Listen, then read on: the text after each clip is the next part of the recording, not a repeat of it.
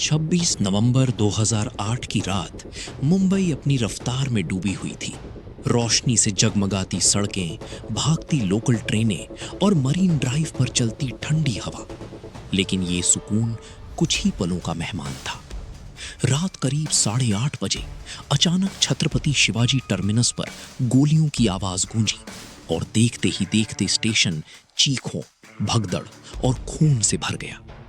हमलावरों में से एक अजमल आमिर कसाब था, जो अपने साथी के साथ अंधाधुंध फायरिंग करता हुआ भीड़ को निशाना बना रहा था और कुछ ही मिनटों में दर्जनों जिंदगियां खत्म हो चुकी थी। लेकिन ये हमला अचानक नहीं हुआ था। इसकी जड़ें सालों पहले जुड़ चुकी थीं, जब पाकिस्तान की एक कैडेट कॉलेज में तहव्वुर हुसैन राना और डेविड कोलमैन हेडली की और बाद में हेडली, जो दाऊद गिलानी के नाम से जाना जाता था, अपराध, ड्रग्स तस्करी और दोहरी पहचान की दुनिया में फंसकर एक खतरनाक मोहरे में बदल गया। 2000 के दशक की शुरुआत में उसका संपर्क लश्कर-ए तैयबा से हुआ, जहां उसके विदेशी रूप, भाषा और अमेरिकी पासपोर्ट ने उसे एक परफेक्ट जासूस बना दिया। उसने अपना नाम बदलकर डेविड हेडली रख लिया और 2006 से 2008 के बीच कई बार मुंबई आकर एक आम टूरिस्ट की तरह शहर के हर कोने, Taj Mahal palace hotel, Oberoi Trident, Leopold cafe और नारीमन हाउस की बारीकी से रेकी की, वीडियो रिकॉर्डिंग की और हर एंट्री एग्जिट, सीढ़ियों, कमरों और सुरक्षा व्यवस्थाओं की जानकारी पाकिस्तान भेज दी। इसी दौरान पाकिस्तान में 20 से ज्यादा युवाओं में से 10 को चुना गया, जिन्हें 4 अलग-अलग चरणों में कठोर जिसमें हथियार चलाना, ग्रेनेड इस्तेमाल करना, बंधक बनाना और शहर के अंदर लंबे समय तक ऑपरेशन चलाना शामिल था।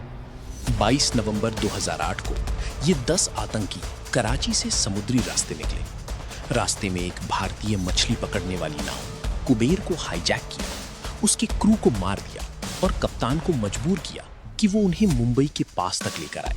बाद में उसे भी मार दिया गया।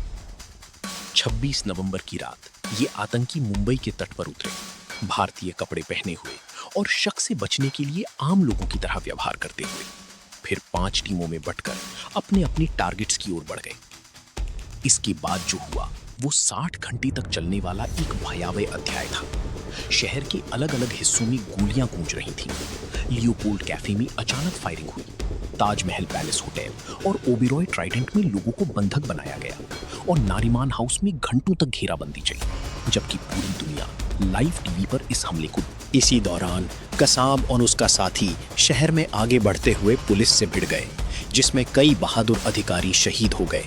लेकिन आखिरकार कसाब को जिंदा पकड़ लिया गया, जो इस पूरे ऑपरेशन की सबसे बड़ी कड़ी साबित हुआ।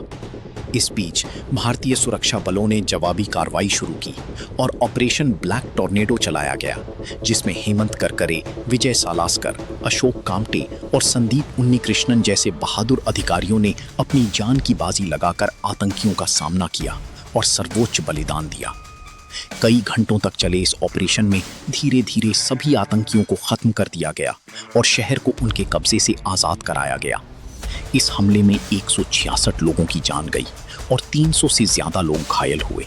लेकिन इससे भी ज्यादा गहरा जख्म था डर और दर्द का, जो हर उस इंसान के दिल में रह गया जिसने उस रात को जिया था।